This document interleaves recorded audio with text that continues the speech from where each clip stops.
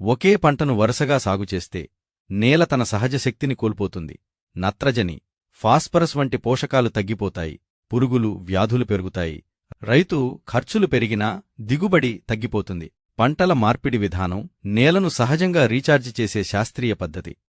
పత్తి తర్వాత పప్పు ధాన్యాలు, తరువాత మొక్కజొన్న వంటి పంటలు సాగుచేస్తే నేల సమతుల్యత తిరిగి వస్తుంది. పప్పు ధాన్యాల వేర్లల్లో ఉండే రైజోబియం బ్యాక్టీరియా గాలిలోని నత్రజనిని నేలలో నిల్వచేస్తుంది. ఇది సహజ యూరియాలాగా పనిచేస్తుంది. నేలకు మళ్లీ జీవం పోస్తుంది. పంటలు మారిస్తే పురుగుల జీవచక్రం సహజంగానే దెబ్బతింటుంది. మిర్చి పురుగులు పప్పు పంటలపై జీవించలేవు. మందుల వినియోగం తగ్గుతుంది. పంట ఆరోగ్యం మెరుగుపడుతుంది. ఆరోగ్యమైన నేల అధిక దిగుబడికి పునాది.